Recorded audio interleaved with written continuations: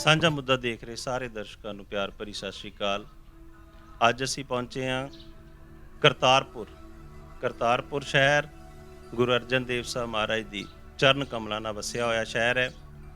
ਇਸ ਸ਼ਹਿਰ ਦੇ ਵਿੱਚ ਗੁਰੂ ਅਰਜਨ ਦੇਵ ਸਾਹਿਬ ਮਹਾਰਾਜ ਜੀ ਅੰਮ੍ਰਿਤਸਰ ਸਾਹਿਬ ਤੋਂ ਆ ਕਰਕੇ ਇਸ ਨਗਰ ਨੂੰ ਵਸਾਇਆ। ਉਸ ਤੋਂ ਬਾਅਦ ਗੁਰੂ ਹਰਗੋਬਿੰਦ ਸਾਹਿਬ ਮਹਾਰਾਜ ਸੱਚੇ ਪਾਤਸ਼ਾਹ ਨੇ ਇਸ ਨਗਰ ਦੇ ਵਿੱਚ ਕਿਰਪਾ ਕੀਤੀ।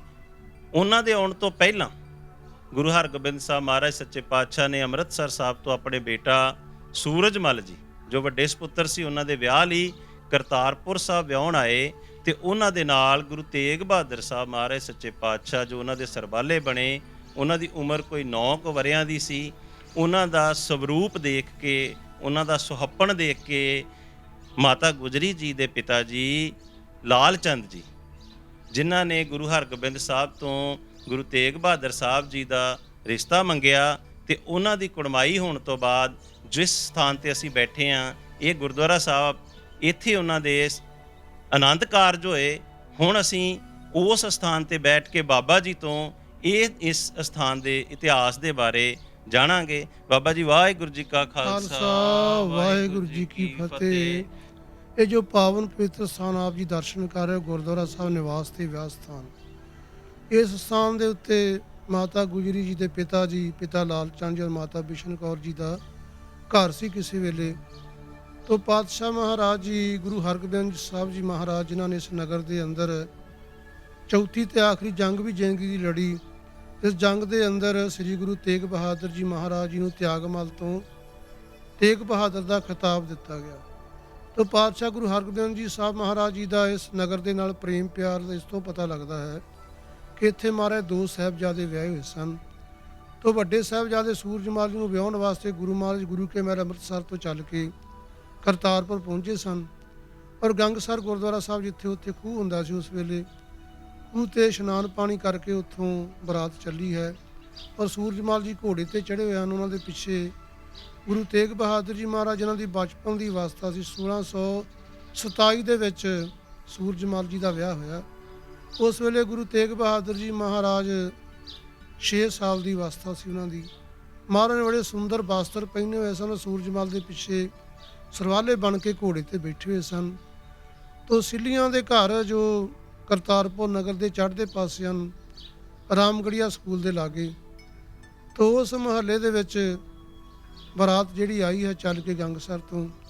ਤੋ ਜਿਸ ਵੇਲੇ ਬਰਾਤ ਘਰ ਦੇ ਅੰਦਰ ਪ੍ਰਵੇਸ਼ ਕਰ ਰਹੀ ਸੀ, ਉਸ ਵੇਲੇ ਮਾਤਾ ਗੁਜਰੀ ਦੇ ਮਾਤਾ ਜੀ ਬਿਸ਼ਨ ਕੌਰ ਜੀ ਹੋਰ ਬੀਬੀਆਂ ਕੋਠਿਆਂ ਤੇ ਬੈਠੀਆਂ ਬਰਾਤ ਦੇਖ ਰਹੀਆਂ ਸਨ। ਕਿਉਂ ਪੁਰਾਣੇ ਸਮੇਂ ਦਾ ਰਿਵਾਜ ਸੀ, ਬੀਬੀਆਂ ਕੋਠਿਆਂ ਤੇ ਬੈਠ ਕੇ ਬਰਾਤ ਦੇਖਦੀਆਂ, ਸਿੱਠਣੀਆਂ ਵਗੈਰਾ ਦਿੰਦੀਆਂ ਸਨ ਬਰਾਤ ਨੂੰ। ਤੋ ਮਾਤਾ ਜੀ ਨੇ ਦੇਖਣਾ ਕੀਤਾ, ਸੂਰਜਮਲ ਜੀ ਦੇ ਪਿੱਛੇ ਘੋੜੇ ਤੇ ਬੈਠੇ ਤੇਗ ਬਹਾਦਰ ਜੀ ਨੂੰ, ਉਹਨਾਂ ਦੇ ਮਨ ਨੂੰ ਉਹਨਾਂ ਦੀ ਸੂਰਤ ਜਿਹੜੀ ਸੀ ਭਾ ਗਈ।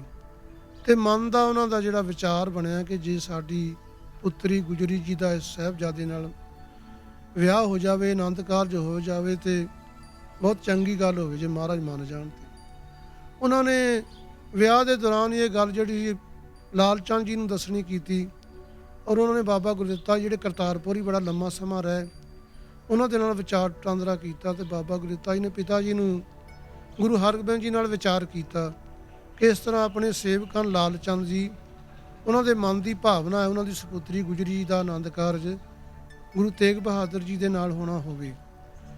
ਤੋ ਪਿਤਾ ਜੀ ਨੇ ਕਿਹਾ, ਗੁਰੂ ਹਰਗੋਬਿੰਦ ਜੀ ਨੇ ਮਹਾਰਾਜ ਜੀ ਦੇ ਬਚਨਾਂ ਨੂੰ ਗੁਰੂ ਅਰਜਨ ਸੇ ਸੰਜੋਗ ਕਰੋ ਮੇਰੇ ਪਿਆਰੇ, ਇਤ ਰਸਨਾ ਹਰ ਨਾਮ ਉਚਾਰੇ। ਜੇ ਗੁਰਸਿੱਖ ਸੇਵਕ ਆਪਣੇ ਨਾਤਾ ਜੋੜਨਾ ਚਾਹੁੰਦੇ, ਇਦੋਂ ਵੱਡੀ ਹੋਰ ਕੀ ਗੱਲ ਹੋ ਸਕਦੀ ਹੈ। ਤੇ ਇਸੇ ਤਰ੍ਹਾਂ ਉਸ ਵਿਆਹ ਦੇ ਦੌਰਾਨ ਹੀ ਮਹਾਰਾਜ ਜੀ ਦਾ ਜਿਹੜਾ ਸੀ ਉਹ ਕੜਮਾਈ ਦੀ ਰਸਮ ਹੋਈ ਉਸੇ ਘਰ ਦੇ ਅੰਦਰ ਹੀ। ਤੋ ਪਿਤਾ ਜੀ ਨੇ ਇਹ ਕਹਿਣਾ ਕੀਤਾ ਕਿ ਪਹਿਲੋਂ ਵੱਡੇ ਹਨ ਅਣੀ ਰਾਏ ਜੀ, ਉਹਨਾਂ ਦੇ ਵਿਆਹ ਪਹਿਲੋਂ ਕਰਨਾ, ਉਹਨਾਂ ਨੂੰ ਪੁੱਛਿਆ ਜਾਵੇ। ਤੋ ਪੁੱਛਣ ਵਾਸਤੇ ਬਾਬਾ ਗੁਰਦਿੱਤਾ ਜੀ ਔਰ ਬਾਬਾ ਬੁੱਢਾ ਜੀ ਭਾਈ ਗੁਰਦਾਸ ਜੀ ਗਏ ਹਨ। ਤੋ ਅਣੀ ਰਾਏ ਜੀ ਜਿਹੜੇ ਸਨ ਉਹ ਵਿਰਕਤ ਸਾਧੂ ਸਨ, ਉਹਨਾਂ ਨੇ ਇਨਕਾਰ ਕਰ ਦਿੱਤਾ ਕਿ ਅਸੀਂ ਸ਼ਾਦੀ ਨਹੀਂ ਕਰਾਉਣੀ ਹੈ। ਫਿਰ ਪਿਤਾ ਜੀ ਨੇ ਕਿਹਾ ਤੇਗ ਬਹਾਦਰ ਨੂੰ ਪੁੱਛੋ। ਤੇਗ ਬਹਾਦਰ ਜੀ ਬਚਪਨ ਤੋਂ ਹੀ ਪਿਤਾ ਜੀ ਦੇ ਕਹਿਣੇਕਾਰ ਬਚਨਾਂ ਦੇ ਅਨੁਸਾਰ ਚੱਲਦੇ ਹਨ, ਜੋ ਬਚਨ ਪਿਤਾ ਜੀ ਬੋਲਦੇ ਸਨ ਤੇ ਉਹ ਐਨ ਬੈਨ ਉਸੇ ਤਰ੍ਹਾਂ ਹੀ ਮੰਨਦੇ ਸਨ। ਜਦੋਂ ਜਾ ਕੇ ਬਚਨ ਕੀਤਾ ਤੇ ਉਹਨਾਂ ਨੇ ਕਿਹਾ ਜਿਵੇਂ ਪਿਤਾ ਜੀ ਦੀ ਮਰਜ਼ੀ ਹੈ ਉਸੇ ਤਰ੍ਹਾਂ ਠੀਕ ਹੈ। ਉਸੇ ਵਿਆਹ ਦੇ ਦੌਰਾਨ ਹੀ ਉੱਥੇ ਚੌਂਕੀ ਵਗੈਰਾ ਲਿਆ ਕੇ ਉਹਦੇ ਉੱਤੇ ਤੇਗ ਬਹਾਦਰ ਜੀ ਨੂੰ ਬਹਾਲਿਆ ਗਿਆ, ਔਰ ਸ਼ਵਾਰਾ ਜਿਹਨੂੰ ਰੋਣਾ ਕਹਿੰਦੇ ਨੇ, ਸ਼ਗਨ ਦੀ ਰਸਮ ਉੱਥੇ ਹੋਈ, ਔਰ ਇਹ ਪੱਕਾ ਹੋ ਗਿਆ ਮਾਤਾ ਗੁਜਰੀ ਜੀ ਦਾ ਜੋ ਸ਼ਗਨ ਸੀ, ਜੋ ਸ਼ਗਨ ਦੀ ਰਸਮ ਹੋਈ, ਕੜਮਾਈ ਦੀ ਰਸਮ ਤੇਗ ਬਹਾਦਰ ਜੀ ਮਹਾਰਾਜ ਦੇ ਨਾਲ। ਤੋ ਉਸ ਵਿਆਹ ਤੋਂ ਉਪਰੰਤ ਬਰਾਤ ਵਾਪਸ ਚਲੇ ਗਈ ਅੰਮ੍ਰਿਤਸਰ ਸਾਹਿਬ। ਫਿਰ 5 ਸਾਲ ਬਾਅਦ ਸਤਿਗੁਰ ਪਾਤਸ਼ਾਹ ਜੀ 1632 ਸੰਨ ਦੇ ਵਿੱਚ ਕਰਤਾਰਪੁਰ ਆਏ। ਤੋ ਥੰਮ ਸਾਹਿਬ ਜਿੱਥੇ ਸਤਸੰਗ ਘਰ ਬਣਾ ਸੀ, ਮਹਾਰਾਜ ਗੁਰੂ ਅਰਜਨ ਦੇਵ ਜੀ ਨੇ ਉਸ ਸਥਾਨ ਤੇ ਦੀਵਾਨ ਸਜਿਆ। ਤੇ ਕਰਤਾਰਪੁਰ ਦੀ ਸਾਰੀ ਸੰਗਤ ਤੋਂ, ਕਰਤਾਰਪੁਰ ਛੋਟਾ ਜਿਹਾ ਪਿੰਡ ਸੀ, ਸਾਰੀ ਸੰਗਤ ਮਾਰੇ ਦਰਸ਼ਨ ਕਰਨ ਆਈ।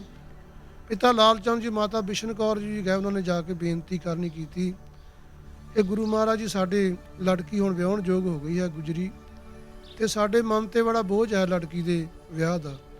ਤੇ ਮਹਾਰਾਜ ਨੇ ਕਿਹਾ ਇਹ ਬੋਝ ਵਾਲੀ ਕੋਈ ਗੱਲ ਨਹੀਂ ਹੈ, ਆਪਾਂ ਹੁਣੇ ਇੱਥੇ ਦਿਨ ਮਿਥ ਲੈਂਦੇ ਹਾਂ। ਤੇ 1632 ਦੇ ਵਿੱਚ 15 ਆਸੂ ਨੂੰ ਮਹਾਰਾਜ ਦਾ ਜਿਹੜਾ ਸੀ ਆਨੰਦ ਕਾਰਜ ਦਾ ਦਿਨ, ਵਿਆਹ ਦਾ ਦਿਨ ਮਿਥਿਆ ਗਿਆ। ਤੋ ਉਸ ਨੀਤ ਦਿਨ ਦੇ ਉੱਤੇ ਬਰਾਤ ਜਿਹੜੀ ਸੀ ਥੰਮ ਸਾਹਿਬ ਗੁਰਦੁਆਰੇ, ਮਹਾਰਾਜ ਇੱਥੇ ਠਹਿਰੇ ਸੀ, ਕਿਲੇ ਦੇ ਵਿੱਚ ਮਹਾਰਾਜ ਦਾ ਨਿਵਾਸ ਸੀ ਗੁਰੂ ਹਰਗੋਬਿੰਦ ਜੀ ਦਾ।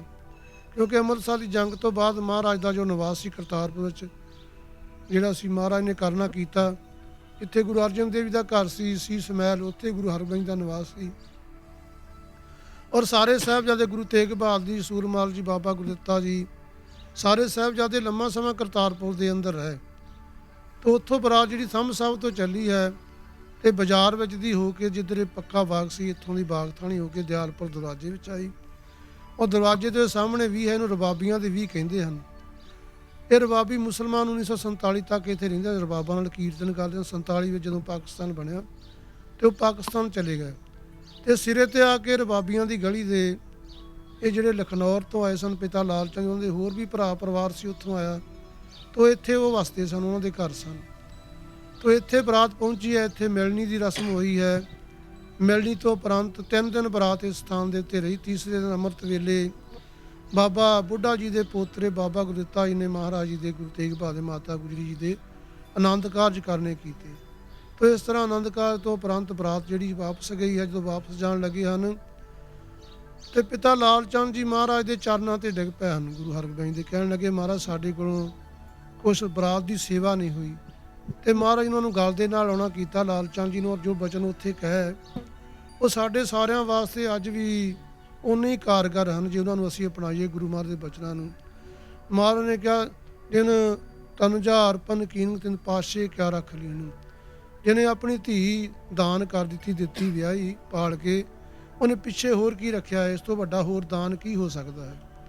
ਤਾਂ ਸਾਨੂੰ ਸਾਰਿਆਂ ਨੂੰ ਇਸ ਗੱਲ ਤੋਂ ਸਿੱਖਿਆ ਲੈਣ ਦੀ ਜ਼ਰੂਰਤ ਹੈ ਅੱਜ ਵੀ, ਜੋ ਦਾਜ ਦਹੇਜ ਦੀਆਂ ਗੱਲਾਂ ਚੱਲਦੀਆਂ ਨੂੰ ਤਿਆਗ ਕੇ ਤੇ ਸਰਲ ਤਰੀਕੇ ਨਾਲ ਜਿਹੜੇ ਆਨੰਦ ਕਾਰਜ ਹੋਣ, ਜਿਹਦੇ ਨਾਲ ਕੋਈ ਵੀ ਪ੍ਰਾਣੀ ਜਿਹੜਾ ਉਹਨੂੰ ਕੋਈ ਭਾਰ ਨਾ ਧੀਆਂ ਦਾ ਆਪਣੇ ਉੱਤੇ ਅਨੁਭਵ ਹੋਵੇ। ਇਸ ਤਰ੍ਹਾਂ ਗੁਰੂ ਮਹਾਰਾਜ ਦਾ ਆਨੰਦ ਕਾਰਜ ਇਸ ਸਥਾਨ ਤੇ ਹਰ ਵਾਪਸ ਬਰਾਤ ਜਿਹੜੀ ਸੀ ਫਿਰ ਕਿਲੇ ਵਿੱਚ ਹੀ ਚਲੀ ਗਈ। ਤਾਂ 1634 ਦੇ ਵਿੱਚ ਜੰਗ ਲੱਗੀ ਹੈ ਕਰਤਾਰਪੁਰ, ਜਦੋਂ ਜੰਗ ਹੋਈ, ਚੌਥੀ ਜੰਗ ਗੁਰੂ ਹਰਗੋਬਿੰਦ ਜੀ ਮਹਾਰਾਜ ਜੀ। ਉਸ ਵੇਲੇ ਤੱਕ ਮਹਾਰਾਜ ਜੀ ਇੱਥੇ ਕਰਤਾਰਪੁਰ ਵਿੱਚ ਹੀ ਸਨ। ਗੁਰੂ ਤੇਗ ਬਹਾਦਰ ਜੀ, ਬਾਬਾ ਗੁਰਦਿੱਤਾ ਜੀ, ਸਾਰੇ ਸਾਹਿਬਜ਼ਾਦੇ। ਤਾਂ ਇਸ ਸਥਾਨ ਦੇ ਉੱਤੇ ਉਸ ਤੋਂ ਬਾਅਦ ਵੀ ਮਹਾਰਾਜ ਜੀ ਮਾਤਾ ਗੁਜਰੀ ਜੀ ਦੇ ਨਾਲ ਆਉਂਦੇ ਰਹੇ ਹਨ, ਸਹੁਰਿਆਂ ਦੇ ਘਰ ਦੇ ਅੰਦਰ, ਲਾਲ ਚੰਦ ਜੀ ਦੇ ਔਰ ਮਾਤਾ ਬਿਸ਼ਨ ਕੌਰ ਜੀ ਦੇ ਘਰ ਦੇ ਅੰਦਰ।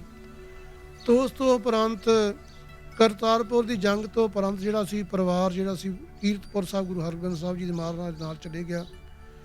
ਤਾਂ ਉੱਥੋਂ ਜਦੋਂ ਗੁਰੂ ਹਰਗੋਬਿੰਦ ਜੀ ਮਹਾਰਾਜ ਜੀ ਜੋਤੀ ਜੋਤ ਸਮਾਏ, ਉਸ ਤੋਂ ਪਹਿਲਾਂ ਉਹਨਾਂ ਮਹਾਰਾਜ ਨੇ ਬਚਨ ਕੀਤੇ ਸੀ ਕਿ ਤੁਸੀਂ ਹੁਣ ਮਾਤਾ ਨਾਨਕੀ ਜੀ ਜਿਹੜੇ ਗੁਰੂ ਤੇਗ ਬਹਾਦਰ ਮਾਤਾ ਜੀ ਸਨ, ਕਿ ਤੁਸੀਂ ਬਾਬੇ ਬਕਾਲੇ ਚਲੇ ਜਾਣਾ ਹੈ। ਤਾਂ ਮਹਾਰਾਜ ਦੇ ਜੋਤੀ ਜੋਤ ਸਮਾਉਣ ਤੋਂ ਬਾਅਦ ਪਰਿਵਾਰ ਜਿਹੜਾ ਸੀ ਵਾਪਸ ਬਾਬੇ ਬਕਾਲੇ ਸਾਹਿਬ ਨੂੰ ਜਾ ਰਿਹਾ ਸੀ। ਤੇ ਕਰਤਾਰਪੁਰ GT ਰੋਡ ਦੇ ਉੱਤੇ ਬਾਰ-ਬਾਰ ਜਿੱਥੇ ਕਿ ਇਹ ਨਵਾਂ ਜੰਗੇ ਆਜ਼ਾਦੀ ਸਮਾਰਕ ਬਣਾ, ਉਦੋਂ ਥੋੜ੍ਹਾ ਉਰੇ ਆ ਕੇ GT ਰੋਡ ਦੇ ਪਰਲੇ ਪਾਰ ਉਸ ਸਥਾਨ ਤੇ ਸਥਾਨ ਬਣਾਇਆ ਨਾਨਕੀਆਣਾ ਸਾਹਿਬ। ਉੱਥੇ ਮਾਤਾ ਨਾਨਕੀ ਜੀ, ਮਾਤਾ ਗੁਜਰੀ ਜੀ ਔਰ ਗੁਰੂ ਤੇਗ ਬਹਾਦਰ ਜੀ 2 ਦਿਨ ਉੱਥੇ ਠਹਿਰੇ।